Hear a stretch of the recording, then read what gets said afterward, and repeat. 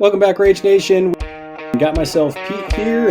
That's not really exciting. You got Senior Dixon. I don't think that's appropriate. And you got Monsieur Leopard. Explorers deserved it. No. Absolutely. I was disgusted. I cannot believe they've done this. Why is wacky? Why is Darth good? It's just nonsense. I disagree on that. That's not possible. We're getting the band back together. We're on a mission. Yeah. Now we've got a whole new list of things to complain about. Welcome back, Rage Nation. We are at it again. Got myself Pete here, and with us we have a full house with, of course, Monsignor Dixon. And then we also have a boring conversation with Jesse on with us. Jesse, what are you drinking? Being that it is about 10:30, 10:40 a.m., I did not break out any beer. I just have water. It's very exciting. That's respectable. Yeah. And then returning with us, we have one of our favorite newer players, Trevor from My Local Meta. Trevor, how are you doing? Doing pretty well. Living out of box? Excited to talk about Anya today. Yeah, living out of boxes right now. I'm halfway into a move to Colorado. Oh, nice. Yeah, so if you're a Colorado nerd, Trevor's going to be rectifying or resurrecting or whatever you want to call it to the Malifaux scene in Colorado. That's my goal.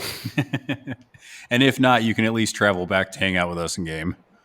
But what we're talking about today is we're actually going to talk about Anya. When Trevor was on for all the episodes that we did kind of leading up to Captain Con and kind of the recaps and stuff, Trevor was talking about his games with Anya, which, Trevor, I feel like Anya is probably your most comfortable Explorer's Master you've played. Probably the master I have the most reps with between both Anya 1 and Anya 2. Yeah, and I mean, you did pretty well, even though you were a newer player. I think you ended up winning, 2 or 3 games at Captain Con, and you kept most of them close except for that game against Doug. Yep, yeah, except for that one, which was when I used Maxine. So yeah, see, so you could have used Anya. There's your answer right there. Most likely. Yeah, so we're going to talk about the Syndicate keyword today. We're going to talk about kind of what they do, how you guys have found them on the table. But before we get to that, make sure that you guys are checking us out. You can do that on our Discord. We also have the Rage Quit Wire YouTube channel. And we put a lot of content up there. We'll do live streams. We'll also put up tactics, unpacks, bat reps occasionally. The bat reps take a little longer to put, so those... I'm thinking about just putting it up there unedited, just so it's like, yeah, you can just look at this if you want. And then if you want to support us directly, you can do that at patreon.com/RageQuitWire, where you get cool things like stepping in on the live recording to ask questions, listen to us as we just kind of rip it. And then you also get the content at least a day or two early, and other content that other people don't get. Also things that I send to the patrons, including cool stickers. And then, you can also use our affiliation link at giveusyourmoneyplease. Thank you, weird.com/RageQuitWire. And a little bit of that goes back to the podcast. I actually just got some Euripides crap that I've been having fun with. And that was one of the games how much fun you're having. Yeah, I mean, that was kind of one of the games that we played. And I played Euripides 2 against Jesse when you were doing an Anya game. We played that a few days ago. Yeah, it was fun. And man, those rune tokens were ripping up your deck. Brutal. I think every single time you used a rune token, you pulled at least one severe. And there were times that you pulled 2. I was like, okay. Yeah. Okay. Yeah, there was one time where I looked and it was like, oh, that's 2 13s. Throw that in the discard pile. And I mean, you ended up winning that game just because I think you have a handful more games of Anya than I do with Yuri. And we'll talk about some of the tactics you used. But I've definitely been having fun with Savage. They got some cool things that they can do now. So I'm pretty excited to put them on the table and give them a fair shot. But we are going to talk about Anya. So, Dixon, I don't know. Do you have a lot of experience against her with Anya? I don't know if you have. No, actually, I have very little amount of games against her or with her. Like I know that we played it, but I just that's it. Like I don't have that many. Yeah, and I think that up until now, I think that's kind of been the experience with a lot of people. Like Anya, I think people gave her kind of a fair shake when she came out. And I don't, you guys can tell me if you agree with this, but I think the criticism of Anya's crew is that it's kind of like paper tissue. Like it just kind of, it's fast, it's mobile, but then it kind of just goes away. Yeah, when Anya's keyword first got released along with the Explorer Society book, it had a relatively small hiring pool, and there really weren't any durable models that you could pull in. Plus, the selection of like versatile and out of keyword stuff that you could bring in within the faction was also somewhat limited. So it was tough to kind of plug the gaps in her keyword. I think, in all honesty, aside from Trevor, I've never, to my knowledge, I have never been to an event where somebody has played the Syndicate keyword at all. It's a keyword that I think a lot of people probably have never played against, just because it doesn't really hit the table as often as some others. But I think that's a mistake. Yeah, And we're going to get to that. I just want to point out real quick, like that sentiment I see myself a lot. I know that Pete and I has said the same thing before, but looking at the statistics in Longshanks, she's the third most played master, which is the part that I'm just like, who is playing her? Trevor. Like, no. But you guys understand. Yeah. You guys don't understand what I'm saying. Yeah. No, It's I like understand. we are all saying the same thing, that she's like this dark horse master, but she is the third most popular master. Well, I think something to keep in mind is that I think explorers get played in general up until this point. I think explorers got played more in like Europe and Oceania and stuff like that. A lot of the explorer players I've talked to are overseas. Yeah. So I think a lot of the numbers are being supplemented by that, but I think a lot of people are kind of catching on to explorers again. And a lot of it's going to come down to reporting period as well. I mean, are we talking like of all time, or are we talking this season, this year? No, Right. GG4. I've been specific to just have the statistics for GG4. But that being said, I think explorers are better in GG4 as well. Yeah. I wanted to also point out, Guild is the least played faction, and then Explorers is right behind it by like 20 games. So it's happening. You're right. You guys are right. It is the least played in a general sense, but like it's even baffling to me that where is this meta where Anya is seeing many games? I don't know. Yeah, I'm not sure, and it's kind of interesting because, I mean, Trevor, you're kind of a newer player, but what kind of drew you to the Syndicate keyword? So here's kind of how it happened. Is I actually started with Bayou, and I was playing Ophelia, and when I had done the demo to first start playing Malifaux, I played the Outcast box in a henchman hardcore against somebody locally. And so I was pretty familiar with those models. So I saw that they were the Syndicate keyword, and I picked up Anya. I just wasn't really feeling the Gremlins all that much. You're not alone, man. It just didn't really jive with me, and it wasn't really my, I guess, style of character set, I suppose, because that's I like playing models I think are cool and have a cool storyline, and so Anya drew me in a little bit, and I was familiar with, like I said, those four those models from the Outcast set. So. Yannick, the brawler, and the rifleman. Mm-hmm.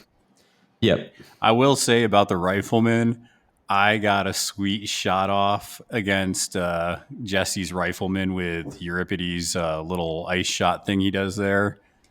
And I basically hit a drudge and like splashed it into the rifleman to like kill him with a red joker. It's pretty sweet. Yeah, pretty funny story about that too. I looked afterwards and I had completely forgotten that the riflemen are hard to kill. Whoops. Mm-hmm. Well, no, so it didn't matter in that situation because I brought you down to 1 hit point, and then I took a direct shot into him to take the last hit point off. But yeah, It was my first crew that I played with. Besides Ophelia, with a 50 Soulstone deal, and then I hadn't played any versatile models yet to this point because since I'm still kind of newer to the game, I basically played just her keyword last GG Anya 1 up until this GG where I started playing Anya 2 a little bit more because more schemy. There's just a lot to it, and we can get into all this stuff in a little bit, but that's kind of my progression. With generally, like, what do you like about the Syndicate keyword, Trevor? Because obviously you've kind of jonesed with it, I think, the most out of all of them so far. So what do you like about it? So my real love has kind of grown for Anya 2. Yeah. And mainly because, yes, very, very mobile. And then the additional action economy.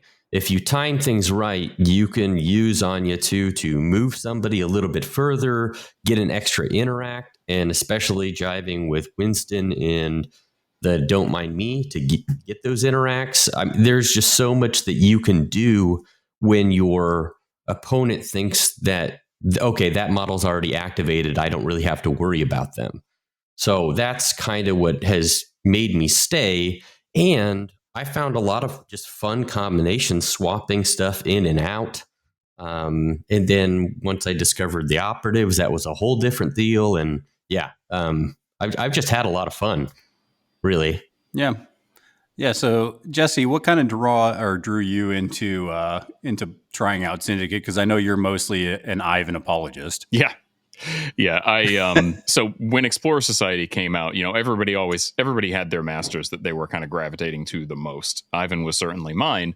But right from jump, I really liked Anya a lot. I love the theme. I love all the different callbacks to like Wild West culture, Native American lore. And I love the models. I mean, Sovereign's a friggin' sweet model. And Anya one herself, plus some of the other keyword models are fantastic. So right from jump, I was like, okay, well, I'm going to play, I think for my masters, I'm going to pick out, they're going to be Ivan and Anya. And I played Ivan a bunch and I was like, wow, he's ridiculous. And then I played Anya and I'm like, wow, she is way harder and a lot less forgiving. So I kind of shelved her for a while. Finished up my run with Explorers, went back to a couple other factions, and then GG4 came out and I told myself that I was going to get back into Explorers. So she ended up making the cut because of the changes to Gaining Grounds 4 and some of the new models that she had gotten. Plus, like Trevor said, I'm really interested in playing Anya 2. I would say equally with Anya 1. I like both versions for their own sort of things. In terms of play style, I really, really like, especially Anya 1. I like the amount of stuff that she can do that your opponent can't really interact with or stop. She can just put out a bunch of damage and your opponent really can't say anything about it. I mean, I can't tell you how many times I've dropped used her bonus action Bleeding Edge to drop a scheme marker right in the middle of 4 opposing models, and then make them take some tests or take damage, make them potentially get knocked around into the scheme marker to take more hazardous damage because of her front of card aura, and then blade rush through something and stay outside of engagement, and then just Union Buster 3 times or 2 times. And all of a sudden, all these models are taking all this hazardous damage and they can't do anything about it. They don't get to flip any cards aside from the Bleeding Edge. And I've literally used her in that way to melt multiple models within the course of an activation because I'm a degenerate and really like hazardous terrain play. That's why I play Montucket a lot. It's really good. And now that she has ways to generate more types of hazardous terrain, like Anya 2 using one of her triggers, bringing surveyors in, and then Casey Jones, who we're going to talk about, like the oppressive bullshit that she can pull off is a lot of fun for me. So that certainly helps. I also feel like the crew it tests your skills as a player. I appreciate crews that really make you work for it. I think the cool thing is, as we get into this about Anya 1 versus 2, Anya 1 is very fast, mobile, hazardous terrain. Also has a stat 7 tomahawk that'll just kind of chew you up a little bit. And you can almost use that just to heal yourself. And the big thing that we haven't even just mentioned, which I think makes this keyword just kind of ridiculous when you get good with it, is that price of progress is just freaking disgusting. Most of the, if not all of them, I can't recall any model in Syndicate that doesn't have price of progress, but yeah, it's good. You get to ping yourself for 1 damage and you just cook in a suit. It's just as long as you have the high card, then you get to get your trigger. Yeah. This is the saddest thing because I've heard you say that Thierry is bad because you automatically get your tome triggers. Well, yeah, but you're okay with price of progress. Well, I mean, come on. I mean, let's be a little honest here, right? You're just getting that because there's so much shielded that just automatically happens in that crew. Whereas here, you're paying a resource, you're paying life. So yeah, you can price of progress everything, but then your life's going to quickly go down. Turn 2, you're going to be halfway dead. And for anybody who's played Bayou, if you use Reckless on a model that has armor as a part of its defense, then you're not like if you use Reckless on like an armor 2 model, like a mechanized pork chop, that 1 health is equivalent to 3 damage from an opponent. So there's a significant cost to actually using that health for a suit, especially when your master's only 10 wounds. Your totem, which is like your big distraction Carnifex, Sovereign, is an armor 2 model with only 6 wounds max. Like it's a big cost to use price of progress. It's the main reason I guess I don't see it as a bad thing, Pete, is because the Magic player in me is like, oh, health is just another resource. Yeah. Well, no, I think you're totally right there. Like I use health all the time. Like when if it's going to give me some kind of benefit, I definitely will do damage to myself. I mean, you've even taught me over a long run, Dixon, to attack my own models to get benefits, right? So I do that all the time. If you've got a few of the Glory of Ridley trigger models in there, at the end of the turn, if you've got people in the right position, you can gain that back. Yeah. Yep. It's like number one reason why we can't have blasts off of friendly models is because of tactics like that. It's like hit your own model, do things. So I think looking at the Masters is kind of where we'll start off. So we talked a little bit about Anya 1. I actually think one of the reasons why Anya wasn't getting as much play is because Anya 1 is good, but there's a lot of pools that she struggles into, mainly if a fight has to be forced. She doesn't like to be forced into a fight. She kind of likes to go kind of skirt the edges or kind of, hang back or kind of go into your opponent's deployment zone. Like she wants to go, like she has a permit that says she does what she wants. Like she wants to go where she wants, she wants them walking around boots. She can pick. The cool thing about this gaining grounds is she can pick off some of those annoying scheme runners pretty easily. Yep. Yeah, I mean, I've even brought her out of Keyword and other Explorer Society crews as like the best flanker schemer that I've ever used because she's low cost. She's good on very her good own. on her Absolutely. own. I was gonna ask, like, as a beater schemer, like we call it, is there anything she loses because she's no longer the leader? No. The only thing she loses is the ski markers don't count as hazardous, I don't think, if she's not the leader. I'm pretty sure that's it. Yeah. Okay. That's which is fine. Okay, so she still does like incredible work. She's basically the what's that model? Corify Duet. She's a Corify Duet, but better. Yeah, I mean, she's got essentially like an 8-inch leap, and she's min 3 whenever you need her to. That also heals her, and she's stat 7, and she has Blade Rush. Like she can kill basically anything that she needs to. If it doesn't, she's hard to kill, and she has hostile work environment. Right. Exactly. That's the big one, isn't it? Like hostile work environment makes it so that you cannot. Oh yeah, when she gets to a model, you cannot get it back. The only way I've saved a model from Anya is blocking line of sight to her with like ice pillars one time, and that was about it.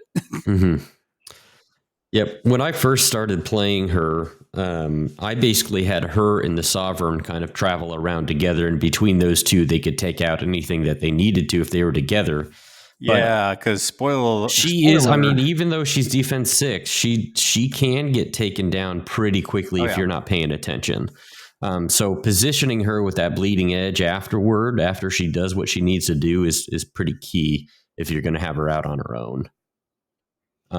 But I used her, and the way that I progressed, because I was still a newer player, was I played her just within her keyword, and then I first played her with the surveyors, and then the outcast, and then the DUA, and then I combined everything, and then started adding in the versatile models and everything like that. But her with the surveyors, combining that with the geode markers, and especially these new models that are out, I can really see a very hazardous crew I mean, there's happening. With Anya 1, there's like 3 play modes. One is the one you're talking about, Trevor, where it's like, I can just set up this hazardous, nonsense, and she has the ability to push those models around like a lot of her crew does, so she can cause the ping damage.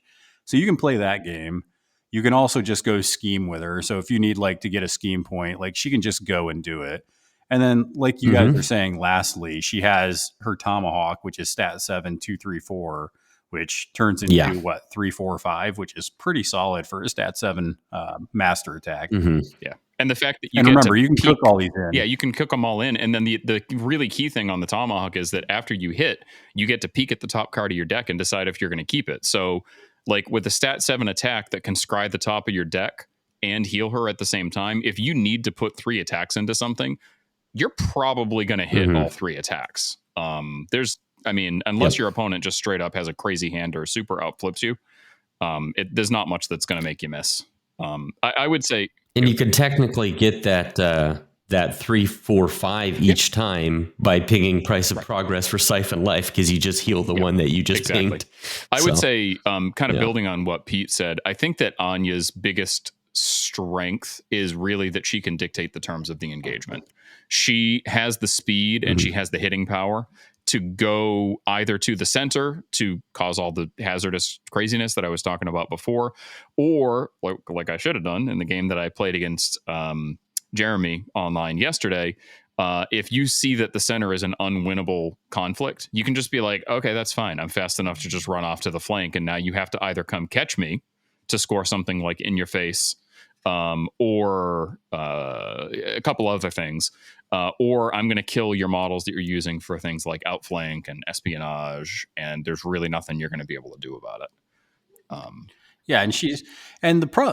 The problem that I have with Syndicate, and this is good for Syndicate, is Anya by herself Anya 1 is very mobile, but after we talk about the title and the totem, we're going to see that, there's a bunch of other ways you can move stuff around. So it's not even just that Anya's super mobile, it's that the rest of her crew also just, almost causes the problems just as much as she does. And I think the thing that makes Anya 1, and by extension Anya 2, who we'll talk about in a minute, such a threat in this gaining grounds is that there are so many scheme marker schemes, and both versions of the master just basically turn off your opponent's ability to reliably score anything using scheme markers.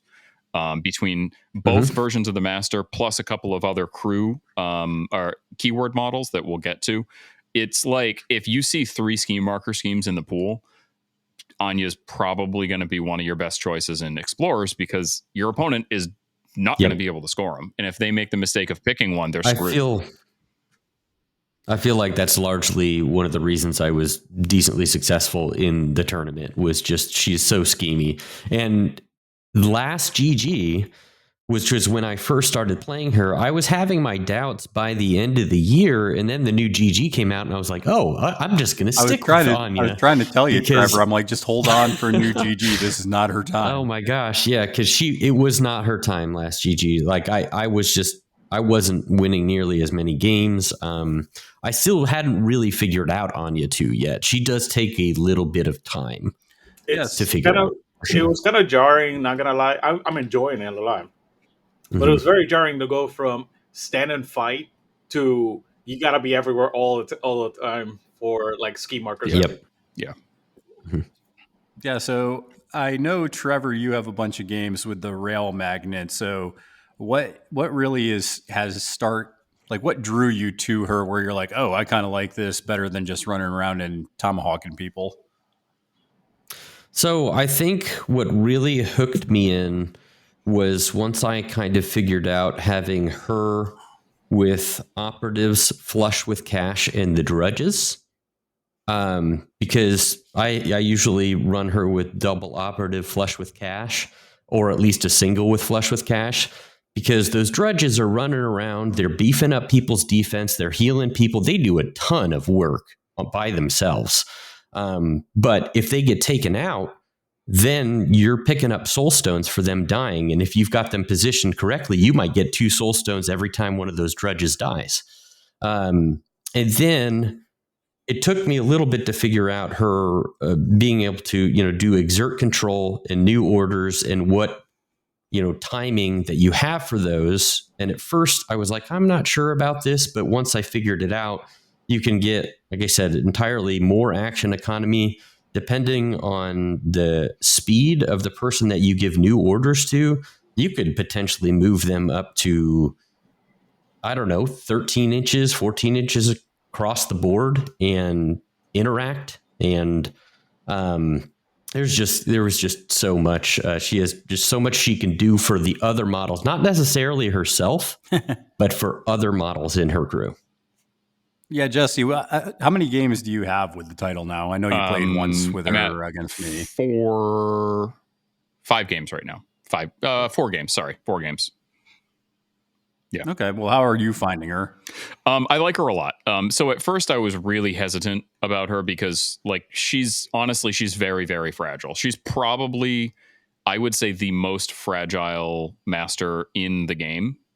She's 10 wounds, 5 defense, and the only thing she has is flexible morality, which your opponent can just discard a card to ignore the negative flip.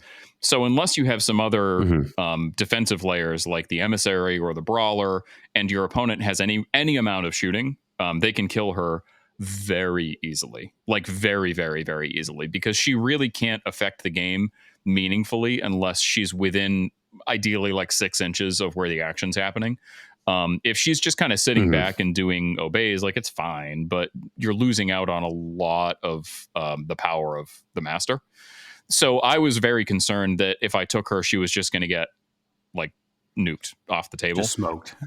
There are definitely matchups that I probably would not take her, even if she was better for the scheme pool. If I'm playing into a really shooting heavy crew like a Mawtucket or a Perdita or any number of other ones, I really have to think hard about taking her unless I'm going to basically be taxed into taking an emissary or a brawler, which I don't always want to take.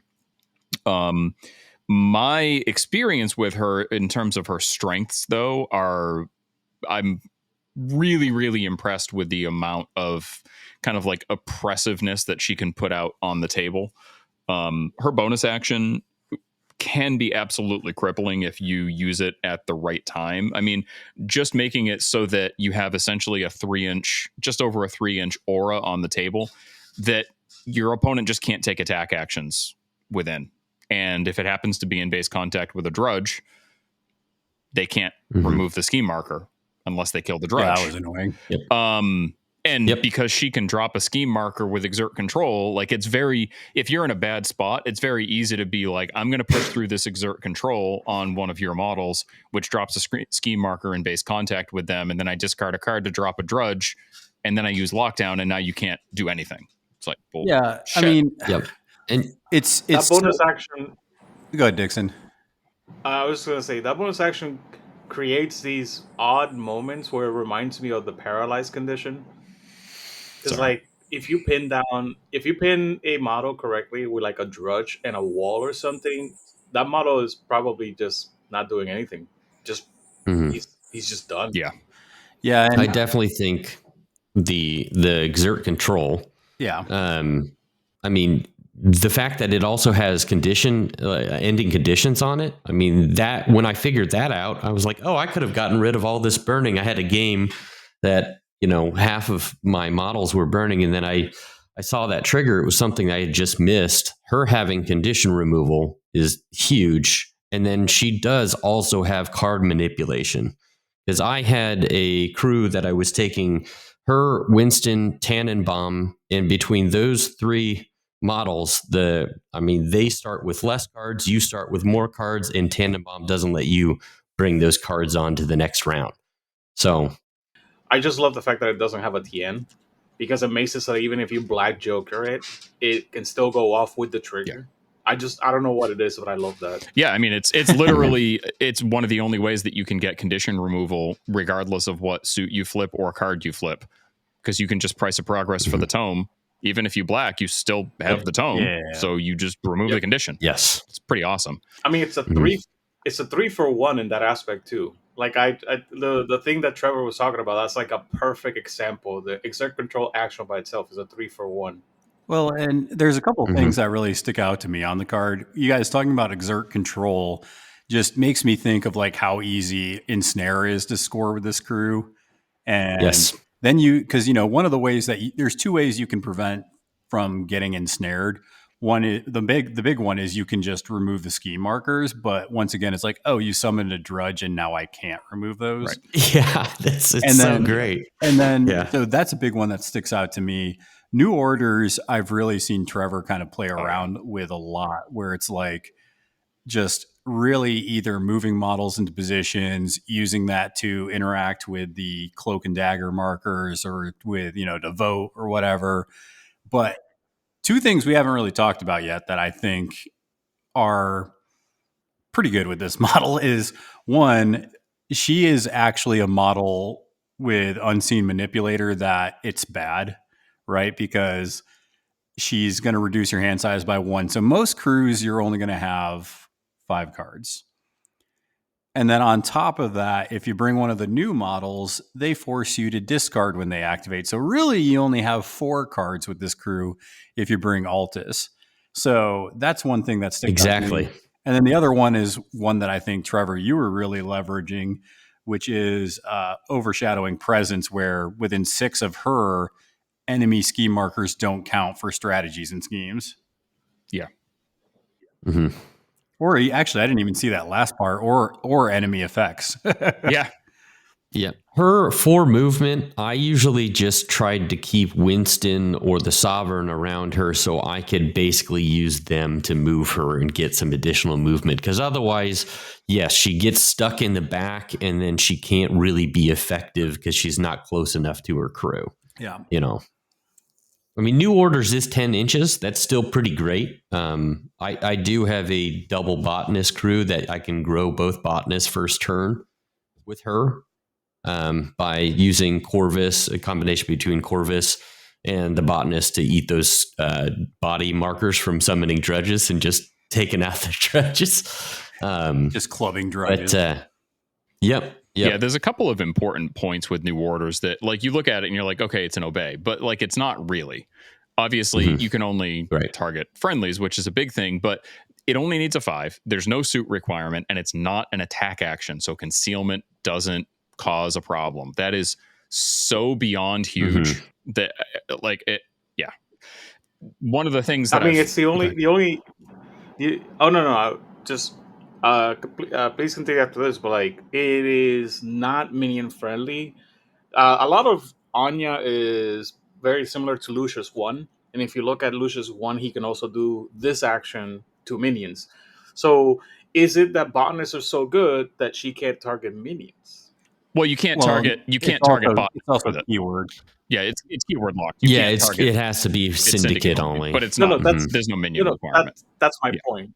The point of my question is, if botanists were nerfed, would this action be allowed to target minions? Is there anything else that I'm missing in Explorers that this action, because it's like the perfect obey. That's the reason why Lucius is great. Well, it doesn't. It can target it can target minions. That's what I'm saying. Like, well, you can target Syndicate minions, but what Dixon is saying with Lucius, it says mimic and friendly minions.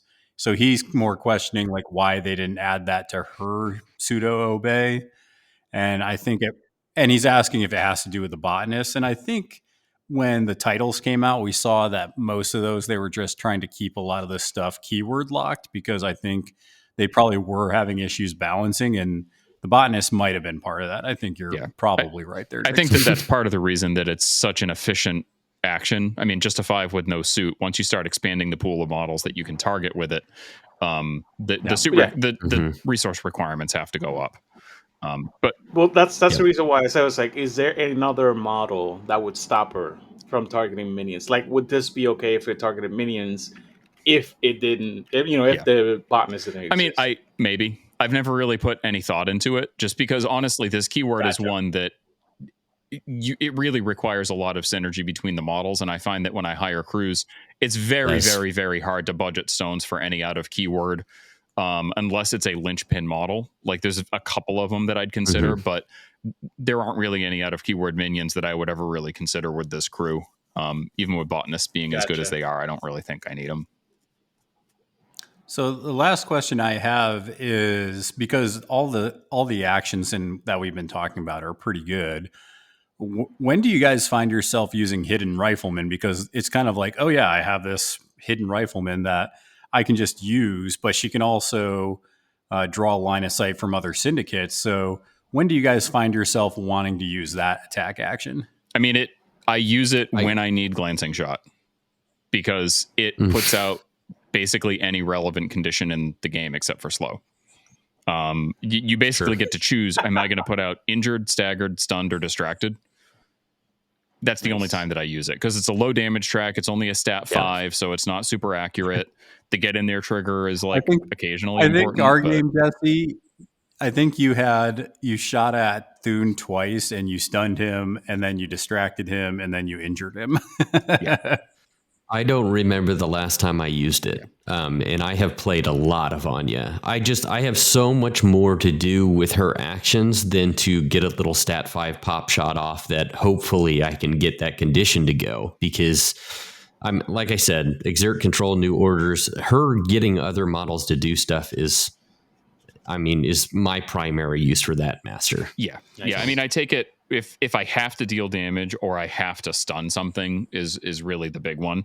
It being only stat 5 is definitely a problem, because there aren't really any other good ways to put out injured within the crew. But I think also stunning Thune so he couldn't turn your stuff into popsicles was a very good decision. Yeah, that was the time that I was like, I have to stun him, because if I don't, I'm going to have stuff in high spillers, and I don't have a good way to deal with that. Yeah. Yep. All right, so let's talk about the real elephant in the room, at least when it comes to me. I always make it a point to either kill the Sovereign or to lock it down, because this model is ridiculous. This is probably, in my opinion, it's got to be probably the best totem in Explorers. I mean, you guys can challenge me on that, but I think it's pretty good. Yeah, I mean, as far as best totem in Explorers, I think that the Shambling Nests might give it a run for its money, because those things are freaking obnoxious to deal with. Yeah, they're cracked. They're pretty cracked. But if you don't have a way to deal with an Armor 2 model, he is an absolute nightmare to deal with, especially in Anya 2. Because it's like, oh my god. He's the only armored. He's the only real armored thing. I think there's a couple of models with armor 1. Well, Surveyors and Irina Keen, but yeah, and I think and that's what I'm saying is, like, are you really going to bring anti-armor against Anya? Probably not. Yeah, I mean, it depends on how bad you want to deal with Sovereign. Yeah, the Sovereign. Yeah, Sovereign's bananas. So basically, when they made Red Library, they were like, let's take the 2 best rules on Sovereign and then put it on a model that's hard to wound in 8 stones, and we're also going to give it Juggernaut and Maddening Drums, because, like, why not? Thunderstruck and Sound of Thunder are super good. Like super, super, super good. Anya 2 turns Sovereign into a complete nightmare to deal with. Exactly. That's really the thing that I think is strongest about Anya 2, is the way that she interacts with Sovereign. Because Sovereign's weaknesses are that he's only 6 wounds, which is not great. So if you can deal with the armor, then he's in trouble.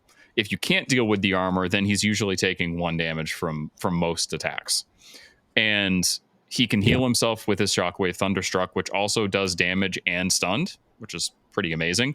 Yeah. And it's a heal too, which is nice. The first time he moves, he gets Sound of Thunder, which is amazing. Now, granted, he can't use Fly with me if he's engaged, but now with Anya 2, you can just exert control on him to move him out of engagement and end a condition on him, that pings out Sound of Thunder, and then you can new orders him to Thunderstruck, drop 1 or 2 shockwave markers that also touch him, so he heals another 2, and then your opponent does more damage to him, and then he activates and does all that same stuff again.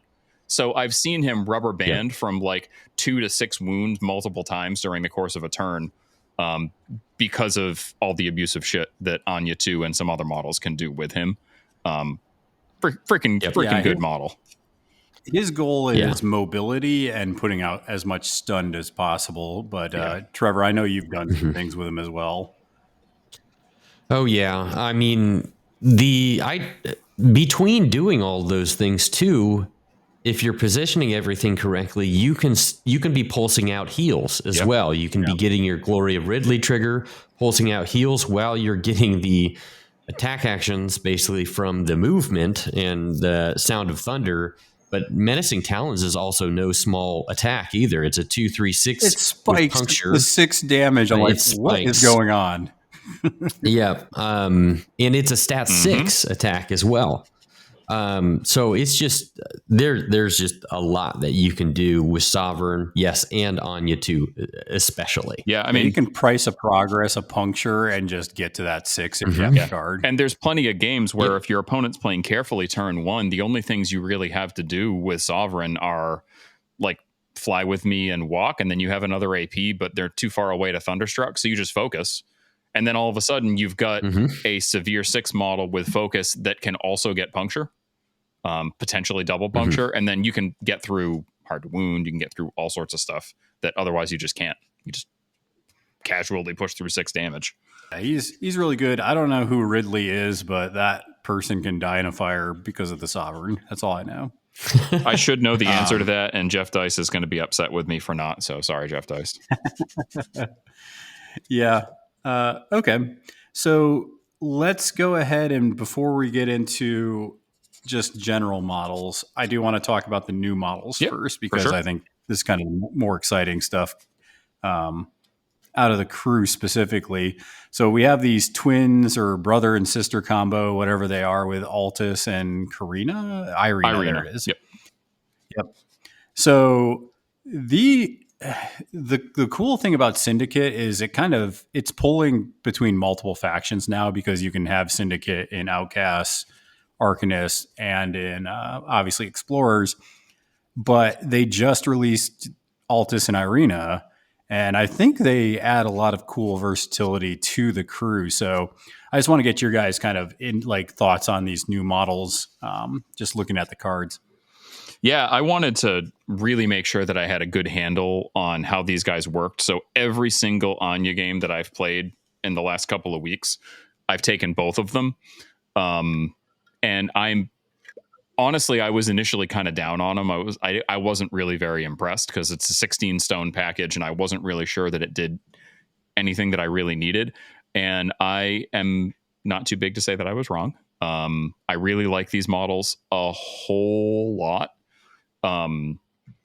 The things that they do are they bring marker manipulation and removal to a crew and a faction that just otherwise didn't really have it. Like Explorers doesn't have great ways to deal with like hazardous markers, pit traps, ice pillars, kind of thing. Yeah, exactly. They just don't. Like, you can take a 2 soulstone upgrade treasure map to get a bonus action that has a 1-inch range and just removes a marker and nothing else. It's not very good. Not very good.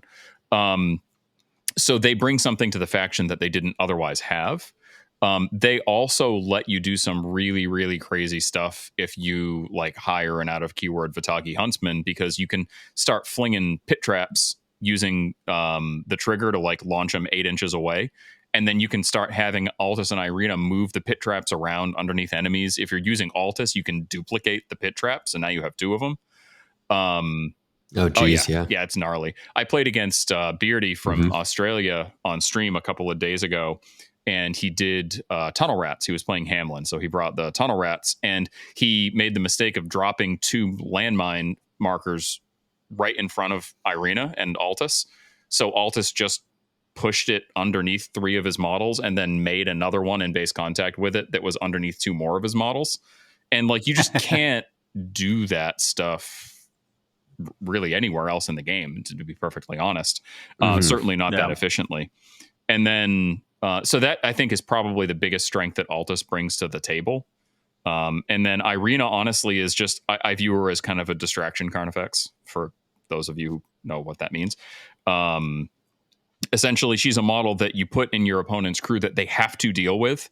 And I think that one of the best defensive tech pieces that Anya 2 has is the fact that you can take Irina, and they have to deal with Irina before they deal with Anya. Yep. Yeah. Plus, now, Irina gives you 2 executes if you take Corvus. So if you're playing Anya 2, you're dropping your opponent's hand to 5 cards, and then you're taking Altus, so now they only have 4 cards, and they still have to do stuff. So all of a sudden, you've got 2 models, one with a stat 7 melee execute, and one with a stat 6 willpower with a 6-inch range. You can just start picking models off with it. So there's a lot more that these guys do, and I want to hear what Trevor has to say about them. I am very, very impressed. There are games that I think they're probably not worth taking. One yesterday in particular against Jeremy, I probably shouldn't have used him. But what do you think, Trev? Have you gotten much experience with them? Well, of course, I have my notebook here, my famous notebook of things that I have written down. Well, I have not had a chance to play them yet. I've been kind of in the middle of a move and have not had a lot of chances to get in games lately. But I did go through the cards and I wrote down a few things here. The thing, I'm a little surprised to hear that you were taking them in Anya 2, because I saw them as such a huge benefit for Anya 1. I didn't think about them for Anya 2, because just between Atlas. So what I have written down for Atlas is which one adds the card manipulation. That would be really good with Anya 2, as you were talking about earlier, Pete. Dispel, condition removal. That would give condition removal to Anya 1, who otherwise does not have it. And then not an accident, that with the surveyors, I was just thinking, between surveyors and the geode marker and being able to move that around, both him and Irina both have an ability to push those around. So, you've got potentially 4 times in a turn that you can push those around between the 2 of them. So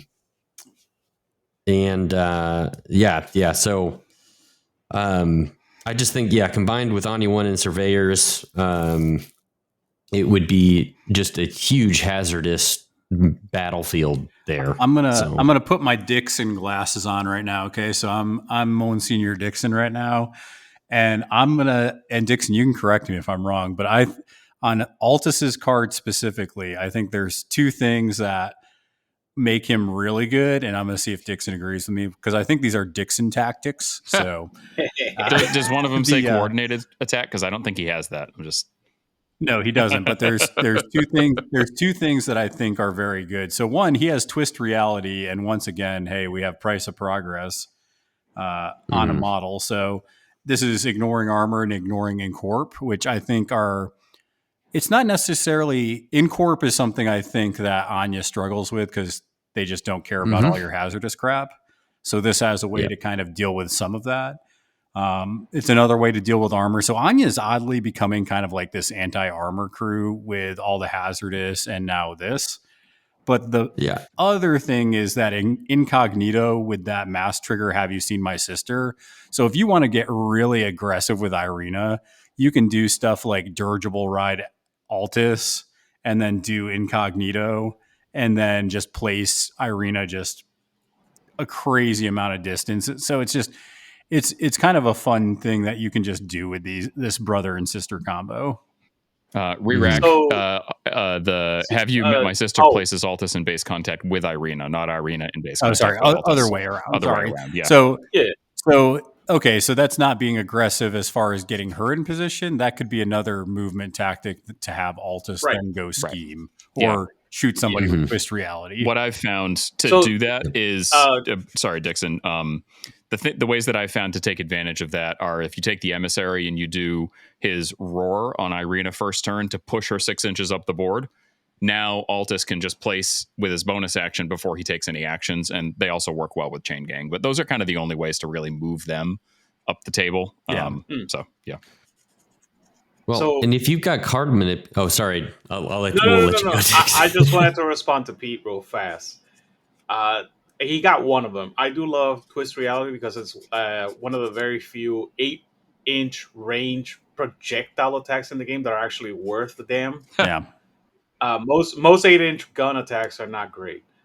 But the other thing that I do find him is not incognito or any of that stuff. It's which one is real?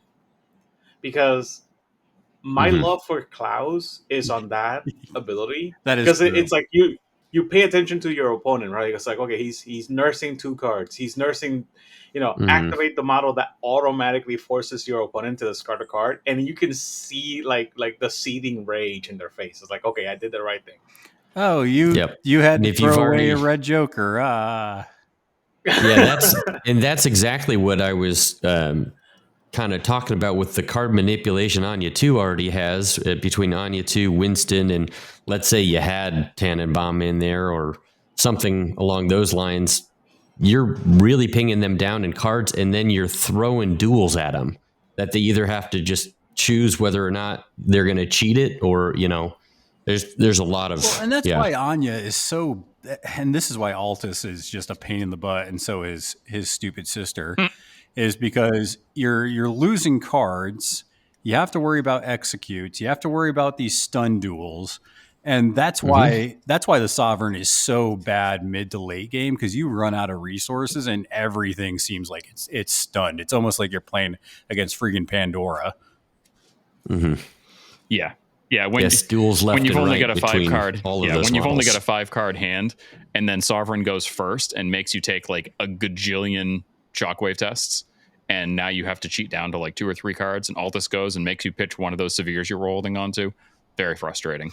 Very frustrating. Yeah. Mm-hmm. Yeah, and then having execute in keyword is actually huge because of all of that. Like past turn 3, execute becomes an actual threat. Yeah, I mean, when I was played against Beardy, I killed a full health Nyx with an execute just because he ran out of resources. Yep. That's it. Yep.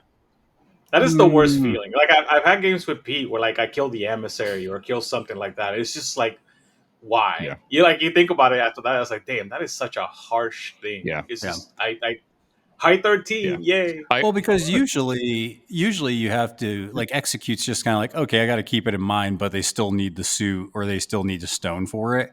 But with her keyword, it's just like, nope, I'm just going to press progress, and there it is.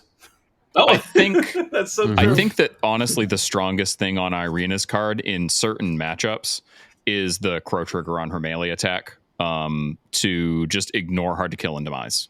Because there's not a lot of tech on that. There's not a lot of models with that kind of tech, and to get it on a model that can price of progress with a 2-inch engage, it's pretty gnarly. Yeah. I was just gonna point out, like, Lucius has proven beyond a point that like having that trigger on a good melee attack is huge. It's game winning. Yeah, it's massive. So the other new model that y'all got was Casey Jones, and I have not literally looked at this card at all, and I haven't seen it on the table yet. So I'm kind of curious what your thoughts are on the old Casey Jones. Okay. So more geode marker assistance, which could assist Irina with getting that extra plus to the action, as well as, moving those geode markers around. I mean, you combine that with a surveyor and these two, you got a lot of terrain marker manipulation there. I put answer to incorporeal and terrifying, really. This, like you said, between Altus and Casey Jones, you've actually, like, one of the things that I struggled with was when I was playing your resurrectionists, I had a lot of terrifying and things that I had to deal with. This is actually a little bit of an answer for that, with a high willpower on him, as well as ignoring incorporeal. There's a lot that answers that, because this keyword didn't really have that previously. And then finally, I have Whirlpool Whistle would help with ensnare and other types of ski marker movement, and then heals. So pinging those heals criticals or triggers the chronicle for the surveyors as well. So if you got them combined with surveyor, then you've got that that chronicle from both of them. Yeah. So I think for me, the thing that makes this model so good is that he makes geode markers work. For anybody who's tried using surveyors and doing like putting out a bunch of geode markers to gum up your opponent, you quickly find that is actually not very efficient, and it messes you up just as much as it messes up your opponent. Every time you drop a geode with the chronicle on surveyors, you have to discard a card, and like you have TNs, you don't have that many cards that you can realistically discard to make a ton of these things. It doesn't matter if you take 1 or 3 surveyors, you're still only going to have a certain number of cards, so you just can't get out that many of them. And both versions of Anya function on line of sight. They need line of sight to scheme markers, to enemy models, and the geode markers end up blocking that line of sight. So you end up kind of screwing yourself just as often as you end up hurting your opponent. So Casey makes it so that you literally can move and see through the geodes. And he can, like, if you already have him near the center of the board, and you don't really need to take his melee attack. I think that a lot of times you're better off just using Trouble Ahead to make 1 or 2 geodes. And it also helps to get around one of the weaknesses of geodes, which is that they're a create, not a drop. So you can't put them in base contact with opponents' models. If you take the shifting terrain, you can just make a geode and push it into contact with somebody immediately. So now, not only is it a hazardous terrain piece, but it's a hazardous terrain piece that blocks their movement lane. So it makes it super hard to get out of. I've used him to like literally tri-point a model in with a single geode because I can just create it, push it into contact with them. They're pinned between another piece of terrain and a model or 2 models, and they can't do anything without taking damage unless they have to take the slam action to get rid of the geode. They're just kind of stuck. I love that. This is another example that we were talking about earlier about like kind of repeating that paralyzed condition, because you could technically slow somebody with their melee attack and then drop the geode and push it into them, and then now they're slow, they have 1 action left, and that you can, like you said, you can pin them into place where like the only thing that they can do is take a damage and remove the geode. And if you want to get real cute, I don't know if you want to talk about out of keyword picks yet, Pete, but I'm going to mention one right now because it's something I've done. If you take an out of keyword Eva Haven hand with Casey Jones, you can make those geode markers have the lockaway aura on them, so that now there's a 2-inch aura where you literally can't do anything. You can't slam, you can't attack, you can't move because you're pinned in because Casey just pushed the thing into base contact with you. You can paralyze models very easily using that combo of models, and for that reason, Eva, I think, is excellent with this group. Am I wrong into remembering that there's no check for this? Like you can just, the check is a TN on her lockaway. action? That's it. Yeah. Holy crap. Oh, yeah. Yeah. You can make gigantic areas that your opponent just can't do anything in, because you've got Casey with a 2-inch engage, her with a 2-inch engage, a geode marker that's locked away. What do you do? So you can't. Okay, so the reason I'm shocked is like this is potentially very so MPE that's gonna make somebody. Oh yeah, yeah. You don't do this in a friendly game. So- You do this at a top table game, at a tournament. Wow. So I've played against Ava before where it was, so I've seen Ava with Ivan where she does lock away to a shadow marker, and then you slide the shadow marker like right into your like opponent's like face and stuff, and you just can't do anything. And this is just another version of that. So I think if you you bring Casey Jones for 2 things. One, if you want to abuse the geode markers, and then I think the other thing is if you want another 2-inch reach model that ignores Incorp, that's another reason you bring him. Yeah. Also, as an added bonus, he's a 9-point model with 3 attacks if you really want to do it.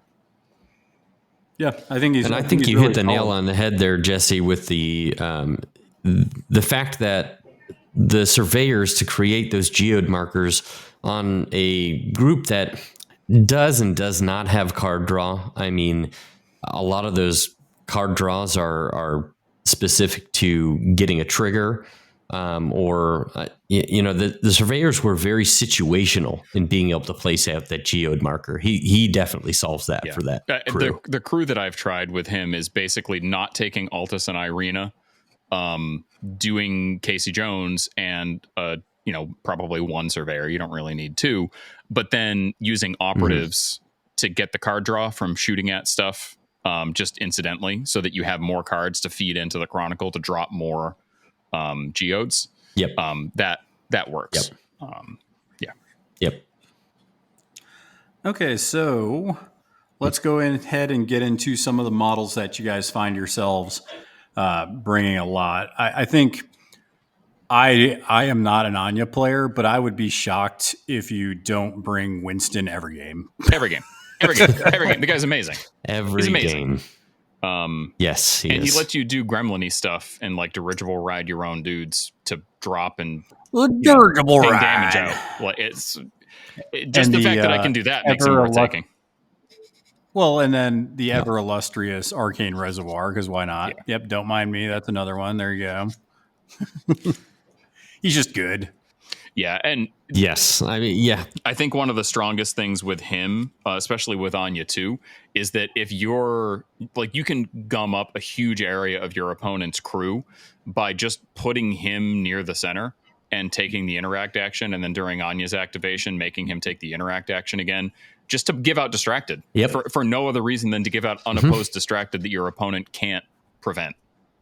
Is pretty big. Yep, and then on top of it, you're setting up ensnare and other things as far as scheme markers go, or information overload. I mean, it's crazy the amount of utility that Winston adds to this group. I mean, yeah, and if you want to, and he's just a flexible model, right? He's moving your models around with dirigible ride. It is size 2 or less, even though Jesse's a dirty cheater. And he has sharp wit, so you're damaging the action economy of your opponent, and you can cook in draw out secrets, so you're setting up those VPs like Trevor just said. And then finally, if you want to filter your hand, you can do Fortune's Favor to move yourself a little bit and kind of actually no, it's looking at the top of your deck. It's a little different than Bog, isn't it? Mm-hmm. Yeah, well, I mean, you basically scry the top 3 cards, and then you can choose what you keep and what you don't. Yeah, that's kind of what I'm saying. So maybe if you're fishing for a card or you're trying to kind of look at something. But yeah, well, and then we didn't even mention Luck Thief, it's just which is just a ridiculous ability. When performing opposed duels and damage flips against this model, enemy models treat all positives as if they were negatives. After an enemy model fails an action targeting this model heals 2. Yeah. Yeah, I mean, he's just obnoxious to deal with. Like really, really, really obnoxious. And for a utility model, that's exactly what you want. Mm-hmm. So what are some other models that you guys find yourself bringing a bunch? I am a Corvus Rook apologist. I take that dude all the time. I think he's absolutely outstanding, and I don't understand why people dunk on him. I think that they're just not using him the way that he was designed to be used. I don't want to say the right way, because that sounds kind of like high horsey. But Corvus you can is say right way. It's okay. Friggin' amazing. Like I've said it so many times. That dude wins games. Period. He's awesome. Mm-hmm. Yeah. No, I agree with you. I think I've said it many times in the podcast. I'm alongside with you a Corvus Rook apologist too. It's just I don't understand why people hate on him. He's very strong. I think I was trying to, when I've seen people use him before, I think they were trying to use him wrong as just like a straight up like beater, because you look at him like, oh, he's stat 7, 9 stones. He should be able to just punch things in the face and kill it. But that's kind of not the way you do it with damage. You do it through triggers and also getting victory points, which is how you win the game. Yeah, I mean the strongest thing on his card is that he's got a stat 7 attack with draw out secrets, which wins games, and execute, which wins games, and he's got pressure, which is like you don't really care about the effect of pressure, because like maybe it'll deal some damage and discard some random cards, or hey, maybe you'll get a fun obey. But again, it's got draw out secrets, and he can price of progress for all this stuff, so he can just drop scheme markers in a huge area around him And he has a little bit of card draw too. So there you go. Yep, he's got card draw, and his remove evidence, it doesn't just have to be removing a friendly scheme marker. If you position yourself near an enemy scheme marker, you're not only getting to draw a card, but you're actually taking away their ability to maybe score a victory point or ensnare. And you can, again, get all of this stuff to go off another time by using Anya too, to, new orders. Yeah. Yeah, he's awesome. I could talk for You an hour actually about changed him. my mind, Oh, I did? Jesse. Nice. On I was listening to a podcast of yours, and I had not been using Corvus in any of my lists. Pete can attest to that. I even told Pete, I just don't really understand. I don't see. Well, in the tournament, my double botanist list, which is what won me most of the games that I did win, I brought Corvus each time because he was a part of the utility of getting those botanists to grow. But I used him a heck of a lot, and it definitely was partway through some of my training up to the tournament that I was like, oh, okay, he has a lot that he brings to the table. I mean, and then you look at those stats too. He can do a lot. I mean, he's expensive. You pay for it. And like the syndicate hiring pool is so big that like you're kind of having to decide what direction you want to take your crew, and then that's going to dictate a lot of your hires, because you can't take all the stuff. Like you can't do if you do Irina, Altus, and Corvus and Winston, like you're probably going to have a 7 model crew, which I can see doing in some situations, but it's a lot of points. So there's a lot of decisions that you have to make when you're building. I don't know. How do you guys feel about? I feel like I don't know. You guys can take this whichever direction you want, but I feel like the minions that you probably see the most in an Anya crew are probably operatives, and I mean, you can bring the surveyors. We already talked about them, but how often do you guys find yourself bringing operatives in an Anya crew? Very often. I would take I would take one operative in probably every game. Okay. Especially this gaining grounds. Like it used to be that I only hired an operative if I felt like I needed arson. I thought it was the only thing that was really decent on their card. Now arson's amazing, and in both versions of Anya, you have tons of scheme markers out that you can just like the fact that you can take a shot at an opponent that's going to be at probably a double positive because of concealment and friendly fire, or at least a single positive, and then you get to draw a card regardless of whether you hit or not. Like there are times where you just have a kind of a middling activation, your hand sucks, and you're like, I'm just going to go with this operative and draw 2 cards because why not? Yep. And they are squishy, but most of the time I do flush with cash because I think they're important models to keep going. And a lot of the time I was bringing the emissary, and I would just position the operative near the emissary to keep it safe. I basically was just kind of moving those two around together. If anything, I mean, I would during the tournament, I ran them up the side of the board a lot just to generate them some threat and have them throw some models at those two together because they can just kind of do a lot together. Yeah. Yeah. And also, I don't know, have you guys gotten any use out of Hidden Blade? It doesn't seem too good with just being 1/2/4 ignore armor. That sucks. That's what I'm saying. Usually Hidden Blade has like a It was crit a strike stat 4. trigger that makes it better, but this one does not. The stat 4 really makes it almost worthless. Like it's basically there so that they can engage stuff and that they can take attacks in melee and draw cards. That's it. Yeah. Their Derringer isn't good either. I mean, they're not good attack actions. They're taxed into being not good because you just get automatic card draw when you take them. You get to draw. Yeah. And then they have the annoying ability that for some reason we haven't talked about yet with Infiltrator, which gets around things like Terrifying, gets around things like any kind of enemy only action or ability. So that's always pretty good too. Yeah. Well, and especially for this GG with some of those things that it might affect. I know that there was an ongoing debate about their Infiltrator ability and whether or not somebody could interact with them to take their intel token. I mean, Infiltrator is a crazy ability. Like I challenge anybody to take an infiltrator model and actually catch every instance in a game that it comes into play. You'll never do it. It's impossible. Yeah. It's really tough. Yeah. Oh, that's enemy only. That doesn't count for anything, huh? Or the tougher one is when opponents do friendly only stuff, like friendly only pulses, for like heals and stuff. Like you're not going to remember to use infiltrator then. I forget about that all the time. Yeah. Like, oh, I could have healed. Yep. Yeah. So what do you guys think about the outcast stuff then in Anya? I know outcast players might feel certain kind of ways about these models, but how do you guys find using Yannick, the brawler, or the rifleman? I think Yannick is excellent. I hire him all the time. He's only a stat 5, which is like not great on his gun, but just the fact that you can build in days is huge. Yannick's a woman.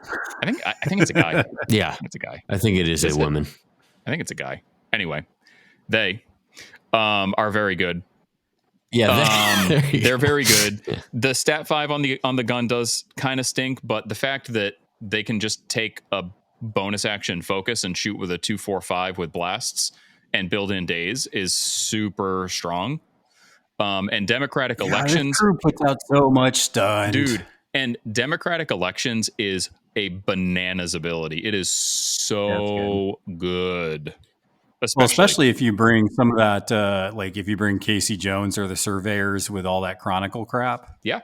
That can be really good with Yannick. Yeah, absolutely. That's another reason I know it's kind of funny that Trevor's mentioned Tannenbaum a couple of times because he's a model that I don't really feel like gets very much play in Explorers. I did actually try him out just yesterday in a crew with Anya, and I was very impressed with him. I don't think I'd hire him pretty much anywhere else, but he's pretty good with Anya, and he's really good with Yannick in play and democratic elections out because, you're going to get to put a lot of cards back on top of your deck. He has a good Chronicle. But yeah, Yannick is great. What do you think, Trev? Have you used them much? So I have, I did play with all of them at least once. Yannick and the Brawler, I have seen a lot less use of. Unfortunately, I feel like the Brawler is just too high cost for the amount that he can do. He does have some stat 6 actions. I mean, Toss in the Mud, I think I've probably gotten a lot more use of his Toss in the Mud to remove conditions or reposition a little bit more. But the rest of his stuff is really situational. I mean, his Cage Fighter definitely, in his Condor Security. I saw the most use out of the Riflemen when it comes to the outcasts. Putting them in there to actually, so I was using the Riflemen along with the Operatives and Corvus, and I would just use their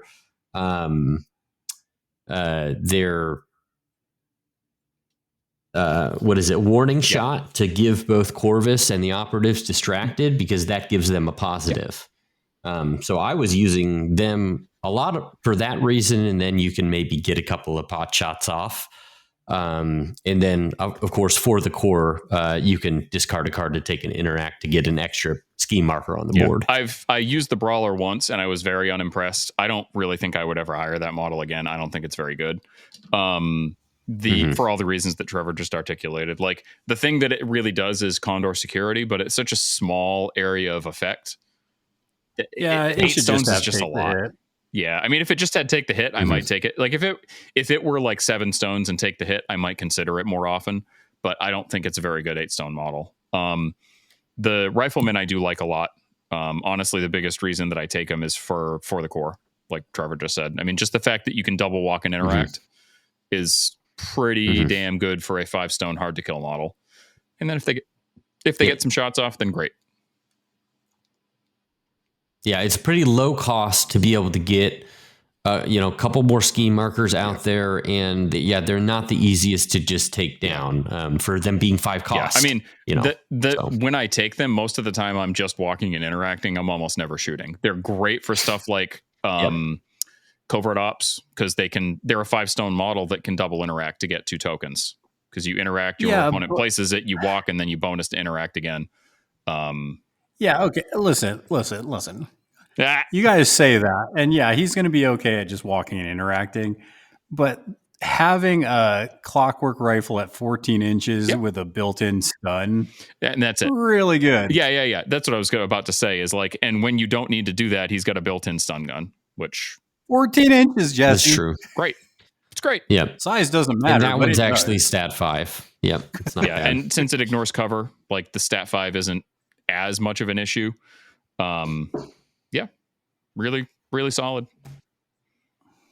Yeah, it's annoying. Yeah, I that's all I you want in a 5 don't stone model. see.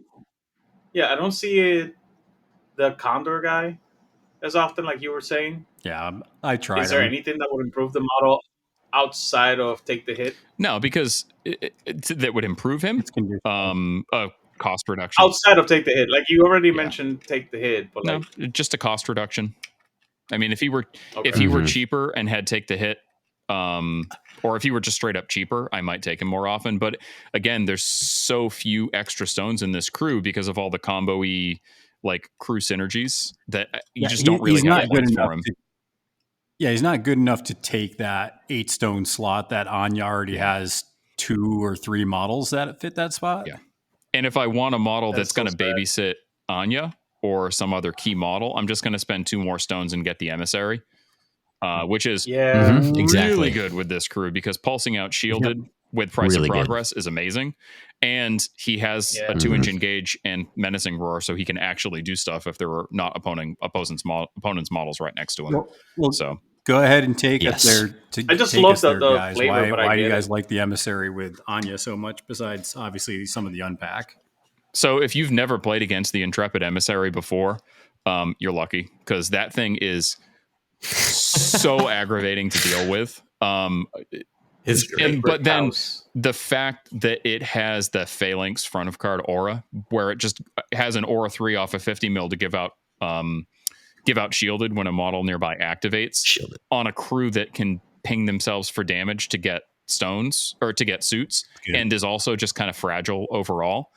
Super good. Like a lot of times I don't have the points for it, but I feel like the Emissary, the effigy with the emissary upgrade is really good with this crew, because most of the time turn 3 is when you need it the most. Because you still get Phalanx. Still gets Phalanx, still gets take the hit, and there's so much healing in the crew that a lot of it is keyword locked, but not all of it is. Pretty good. Yeah. And then he's also one of the only models. I pretty that much can, took it every. Yeah, go ahead. Sorry. No, that's okay. You can I was finish. just going to say he's also one of the only models that can move Irina before she activates, because she's size 3. So it's basically. Oh yeah, that's actually. And she doesn't get slow because she's not a minion. So you can just give her a 6-inch push before she activates. Then Altus gets to place in base with her and make concealing terrain for her to ambush out of without having to discard a card. So pretty good. It's basically them and surveyors with chain gang, and like that's kind of it.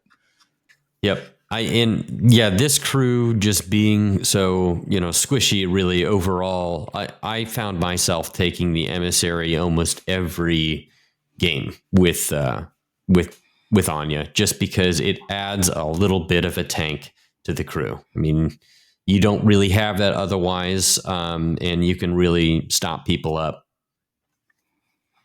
Yeah, I mean, the emissary is one of those models when you see it hit the table, you just have to find ways to deal with it. And it's defense 7, so a lot of times you're like, okay, I can't really go straight at it unless I figure out some way to put injured or something out.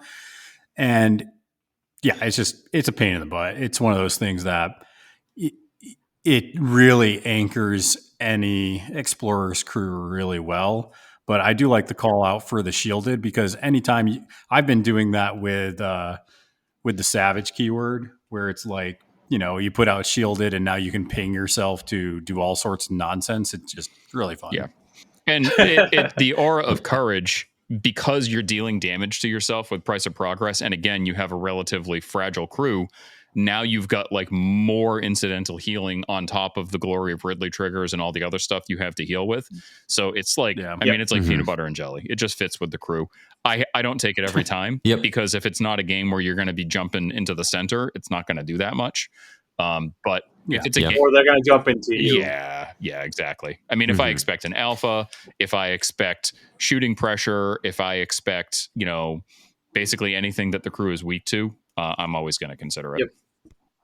And it's kind of interesting. I would do a lot of work with basically double operative Flesh with Cash and the Intrepid and those 3 models running around the board, just being annoying. The real quick thing that I was going to point out is like it's kind of funny that he is such a great defensive piece, but he's terrible against control because he's defense 5. He's defense 7, but willpower 5 and no way to stop people moving him. So it's like really funny if you're playing against somebody like say Zoraida, he can just be obeyed away. Yeah, I mean he's certainly going to have weaknesses. There's no doubt about it. But no. Yeah. Every model has weaknesses. I'm just saying like you're right. He's such a bulwark against like oncoming damage. But like if any control is thrown his way, he's just kind of like, well, I guess they hit my weakness. Yeah, I mean that's literally the weakness of the model. So if you don't exploit it, you're going to be in trouble. I agree. Yeah, I just wanted to point it out because it was funny to me. I was like, yeah. So what are some other models that you guys have either found versatile or out of keyword that kind of work with Anya? I know you guys briefly mentioned Tannenbaum. Yeah, I would say, just real quick, I like surveyors a lot. They're the only thing we didn't talk about. I think they're great. I mean, we did indirectly, right? We kept mentioning them. Yeah. They're great. But yeah, in terms of out of keyword stuff, Tannenbaum, we already talked about. I mentioned Eva, who I think is excellent, like really excellent. Aside from that, I don't really do that much versatile and out of keyword. I don't really do the botanist thing with her so much. I know Trevor does, so maybe you can elaborate on that a little bit. Yep, absolutely. So the 2 that I would say is the one I can touch quickly on is Verdun and Wells. I have actually seen some success with the Anya 2 list with, I think, double operative Flesh with Gas, Intrepid, Verdun, Wells, and Tannenbaum. And there's a lot of mobility there. Verdun and Wells just, can move around the board, drop down extra ski markers. They're really good in this GG, but they are, just like the rest of the crew, a little squishy as well. So you just have to look out for them. But they do have that arcane shield, which really helps. So I've seen a little bit of success bringing in Vernon and Wells. But again, another 8 cost model, still high cost. So you have to consider that. But then, yes, the botanists. Absolutely. Again, I have a crew that I've built. They're 6 cost botanists. And if you bring them with Corvus, and Winston and Anya 2, you can basically bring 2 of them and kill your own drudges to Grim Feast and remove evidence and build them up to full first turn so they can then run around the board and just be little tanks. So yeah, botanists are just one of those models that are just, they're always going to do work. They have onward. Their stats get stupid when they get grow tokens. It's just really good models, turns out. Yeah. And aside from just the other, out of keyword good stuff in Explorers that you kind of always consider, like Model Mine is always amazing. That model's cracked. It's so good. Vitaki Huntsmen, like I already mentioned before, are especially good with this crew. For the reasons that I already articulated. Mostly if you're taking Altus and Irina, I always would consider taking an out of keyword Vitaki Huntsman because they combo really, really, really well together. Yeah. I'm writing that one down.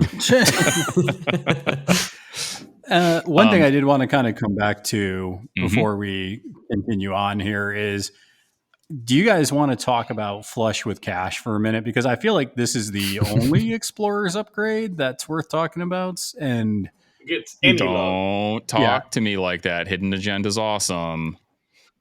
I agree, but like a lot of people talk crap about like everything.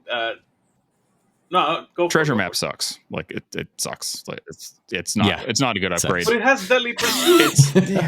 Deadly Pursuit is like Deadly Pursuit is the worst of all of those extra mobility abilities. Like it just doesn't. Oof. Yeah. I mean, I don't agree with that, but I do agree that I used to profess the value I'm not saying it's of the treasure map. I'm not saying it's the worst mobility ability. I'm saying like of stuff like on the move, that sort of thing. Like it's not great. If it gave on the move, I would take it all the flipping time. It'd be so good. If you could put on the move on Sovereign so that he could move at the start of his activation and then fly with me, oh my god, that'd be crazy. But that's not what we have. So maybe it's just a difference in playstyle, but like I love Deadly Pursuit models because if you don't kill the model or you do something significant to that model is not going to be there at the end of the turn, and it can mean I win the game, and you can't get past that model. Mm-hmm. I don't know. That's been my experience. That's the reason why I don't agree. I don't disagree that there are other movement shenanigans that could be better, but like I love. But Flush with Cash is just so good. Yeah, I think that's it. Is like taking treasure map, unless you have a specific need for it, means that you're not taking Flush with Cash. And like Flush with Cash is good. I don't think it's as good as people make it out to be. But in Anya 2, it's bonkers. It is. Talk about Soulstone generation. I mean, you have to force people to deal with those drudges because they won't drop the ski markers otherwise, and they can be working towards ensnare or bringing those somewhere where the opponent doesn't want them. And then as soon as they kill that drudge, if you've got those Flush with Cash models near it, you're picking up 1 or 2 Soulstones, and then you just go through those drudges like toilet paper and just pick up more Soulstones. And if I'm playing a Surveyor, I'm always going to consider putting Flush with Cash on it because it's always going to be near the middle where Flush with Cash's aura is going to make the most sense. And it adds just that one extra little layer of durability so that maybe your what do you call it? 5 def 1 armor model isn't just going to get murked.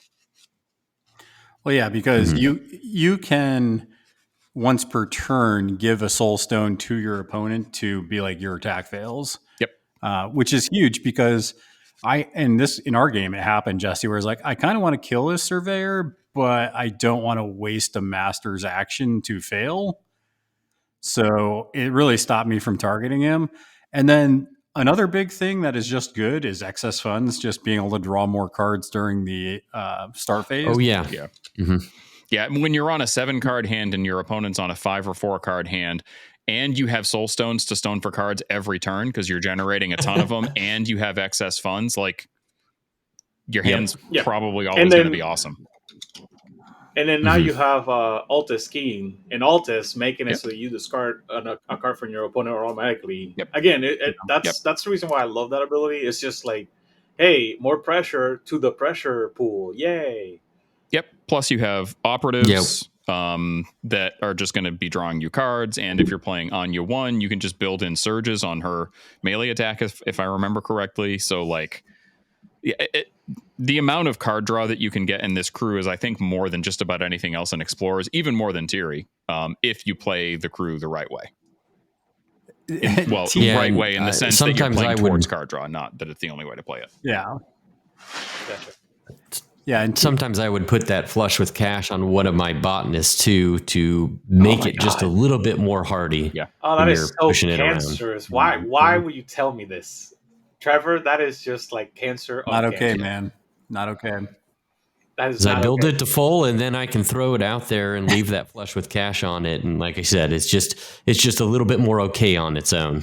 So that is so annoying. Oh my god. One thing I will say I have done only once, and it worked out well, was I did Beeb and Calypso, because Beeb can heal Sovereign, and having Calypso and Sovereign to deal with at the same time is gnarly. It's like, oh, you didn't expect all this armor.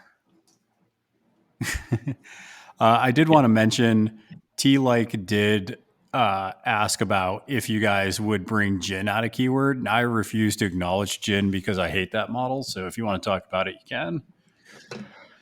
I mean, I think he just likes crutches. Yeah, I think Jin out of keyword is he doesn't do really that much to support the keyword. He is a good model, but like I don't think that the pass token and the what do you call it? And the undercover are really enough to justify taking him for some of the stuff, though.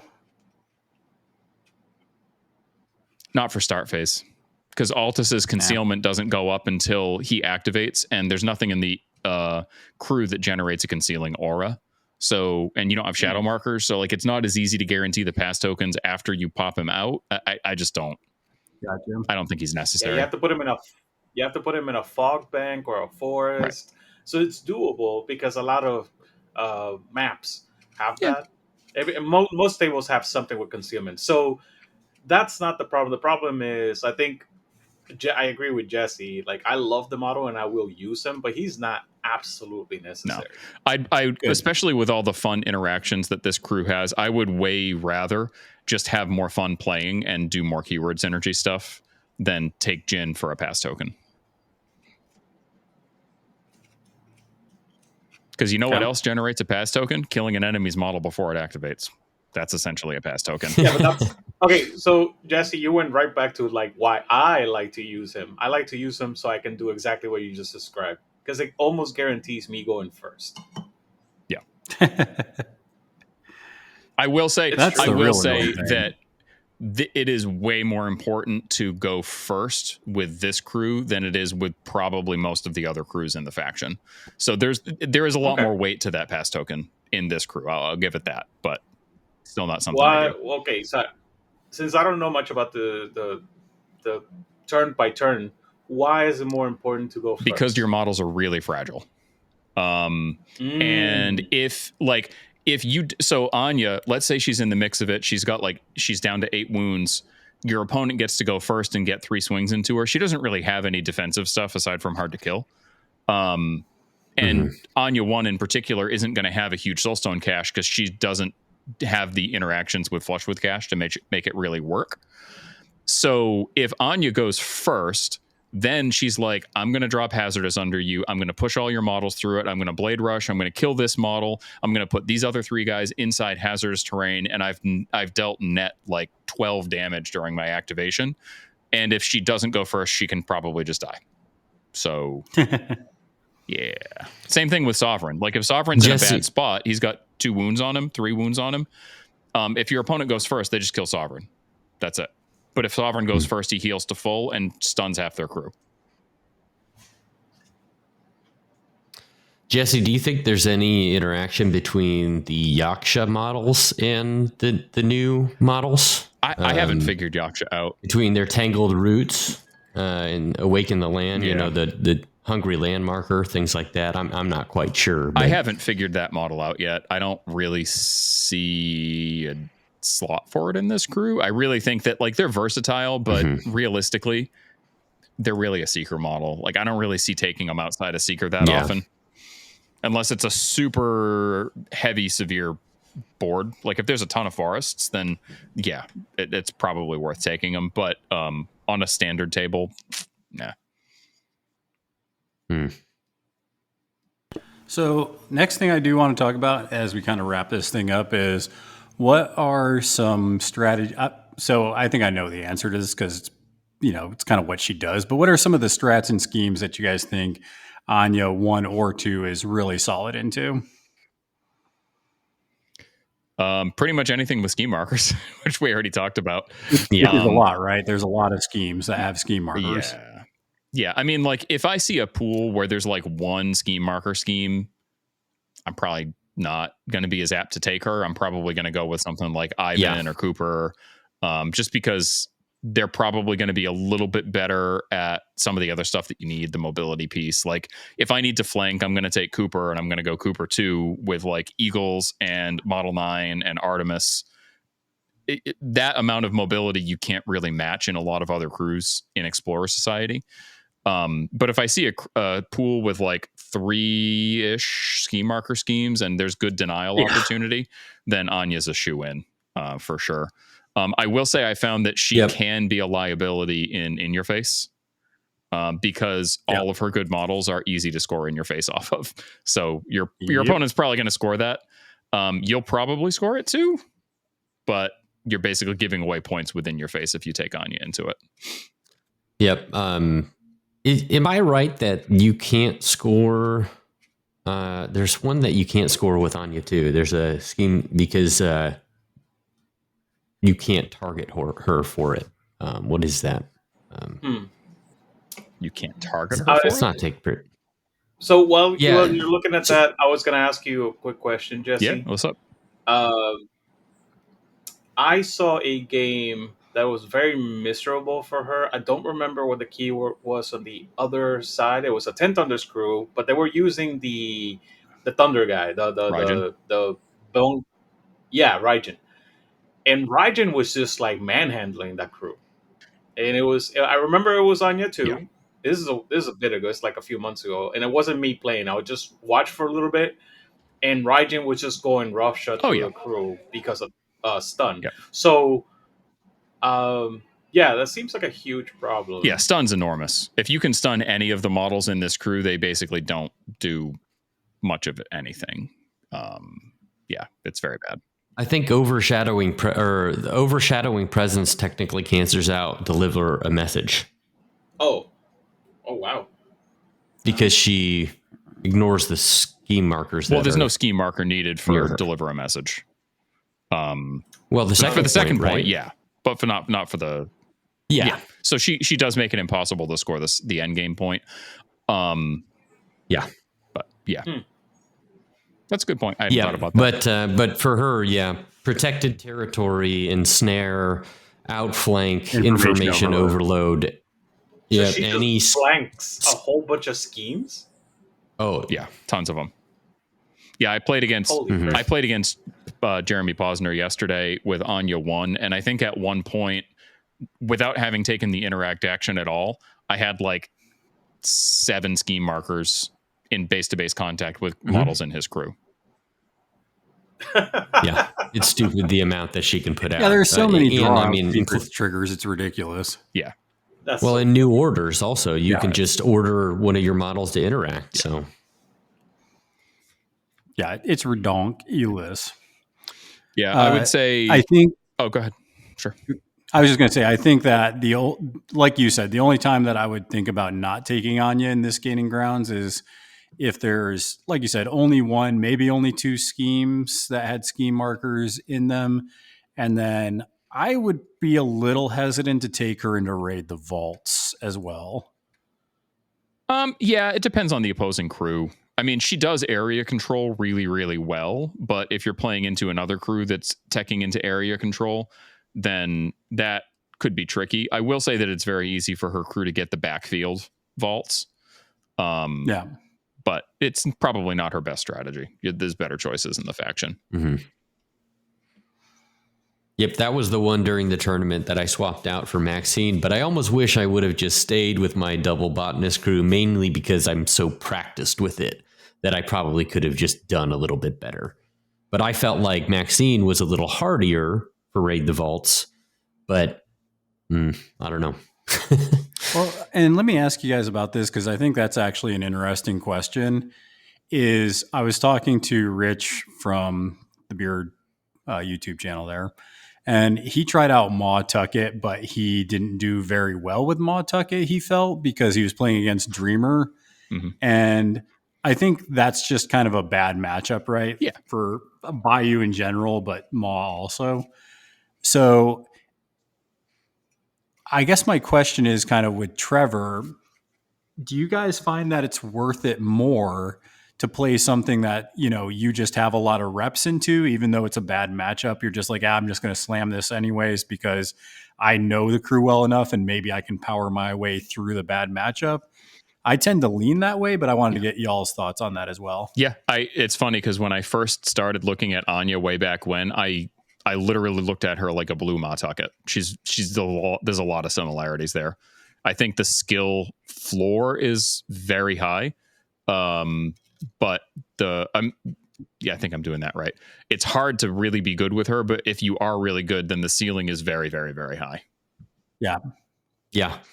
Yep, I do believe that I would have been more successful because I was so practiced. And the other thing that I felt was a benefit for me is because she has not been seen, at least here in the States, has not been seen a whole lot on the board. People don't really know what to expect from her, and you might catch them by surprise by being able to do a few extra, actions and interacts per turn because they don't realize, oh, wait, I actually need to worry about that model that's still like 9 away from her, because she can, move, do an extra movement, extra interact, extra attack, whatever it is. Yeah, I mean, maybe I'm just a snowflake, but I love playing the Dark Horse stuff. Like that's why my favorite master in Thunders is Misaki, because she doesn't really see a ton of tournament play.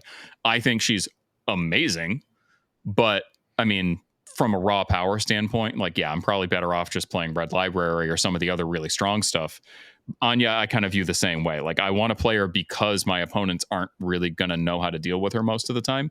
But if I play Ivan or if I play Nexus or something else that sees a lot of play, they're already going to be a little more practiced against it. So, see that's actually interesting because like I am not specifically go out of my way to play Dark Horses, but I usually end up playing Dark Horses because of how I pick my crews. I pick my crews; they have to fit mechanically, they have to fit by theme, stuff like that, and I have to like be okay with like certain things happening, which is how I ended up with WoW. But in 10 Thunders, I love playing Red Library. Oh yeah, they're because amazing. it hit more to what I like. Like it's still a 10 Thunders crew, which is the reason why I didn't stick. But out of all the 10 Thunders crew, that one unfortunately hit the highest, and I thought it was going to be Misaki, but it ended up being Lin Lee. Just play a few more Misaki games, you might change your mind. Well, that's kind of funny, right? Yeah, because I usually do. Go ahead, Trevor.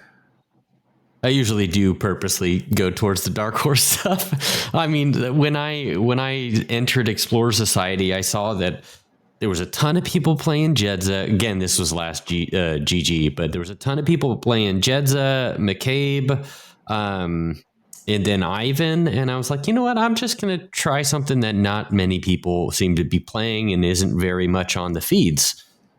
So I do kind of lean that direction and have fun with it. And I see it as a challenge as to, okay, there's a lot of people that haven't been successful with this keyword. Is there a way that I can make it successful? Yeah. It's kind of a challenge. Yeah. And I find myself being drawn to, usually there's got to be a few things that in a crew that kind of stick out to me. And one, it has to have some kind of mobility, like out of activation stuff, which is kind of why I like Marcus 1, even though a lot of people like Marcus 2, because I like the out of activation pushes and charges and stuff like that. I also like some card manipulation. So whether that's getting rid of cards to get a profit or cycling or drawing cards, I look for that. And then, just general shenanigans, just things that your opponent won't expect you to do, which is probably why I like Sandeep so much, is just some of the nonsense that he can do. Yeah, I love toolbox type masters. And I feel like Anya 1 is not so much of she's a toolbox. She's like a contained toolbox. She does a lot of stuff, but she doesn't really interact with the rest of her crew that much. Anya 2 is literally a toolbox master. Like she doesn't do anything if she doesn't have a crew around her. So it kind of appeals to me in both ways. And it's still not too much of a bubble because some of that stuff is you can still affect from 6 inches away or 10 inches away. So you don't have to be as bubbled up as you need to be. I mean, even if you can get just a couple of extra actions from models that are nearby, you don't have to be completely bubbled. Well, good deal. I mean, unfortunately, usually after we do these deep dives, a bunch of people end up picking up the keywords. So people might see a lot more of Anya in the wild now that we're talking about it. And plus, whenever they get those new models out, I think people will definitely dive into it a little bit more. Yeah. I would say for anybody that does that, this is a crew that takes reps, like we said. Like, don't give it a game or two and get rolled because you overcommit Anya or you just don't really know how the crew works. Like, if you're interested in it, you're going to have to give it 5-10 games before you can really figure out how it works. It's very unforgiving. Yep. And I highly suggest keeping the Sovereign and Winston somewhat close because she cannot move very fast. She needs her get out of jail free card. She does. That's true. All right. Well, let's go ahead and wrap this thing up here with some closing thoughts and some plugs there, Jesse. I know you got some things that you've been doing. Yeah, for sure. So I just recently posted an episode of the pod after I took a little bit of a break after Captain Con. I always give myself some breathing room after that wraps because it takes a lot of work. I actually have another one that I'm probably going to be editing today or tomorrow about Through the Breach. Actually did a collaboration with both Steam Powered Scoundrels and Defective Dice, where we did a Through the Breach game system overview and character generation session. So it's going to take a little bit of work to finish editing that one, but I would like to probably have it up by the end of this weekend. So hopefully that'll be out by the time you guys are hearing this. Other than that, I did recently agree to help TO for Danger Planet's big grand tournament that they're going to be holding in Boston in July. So they just made their official announcement a couple of days ago that's going to have dates and the venue and all that stuff. I don't have it all committed to memory, but I'll be there and helping to TO for the event, get some casual games in, and just kind of hang out. It's going to be awesome. What about you, Trevor? Other than me heading to Colorado and trying to build up the local meta over there, seems like it's just been a little spotty and dead over there. I mean, based on at least just the Facebook group, doesn't mean that there's not people playing, but there's been a recent kind of resurgence. So I'm excited to play with some people out there. My goal would be to get enough games going and people playing to have a tournament out there at some point in time, whether that's tacked onto a con or something of that nature. That would be awesome. I'm looking forward to playing with new people out there. And it's great to be back on the podcast.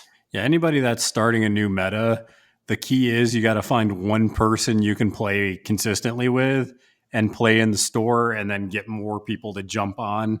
Because if people see it being played, you're going to be able to build something up. So getting that first person's always the hardest.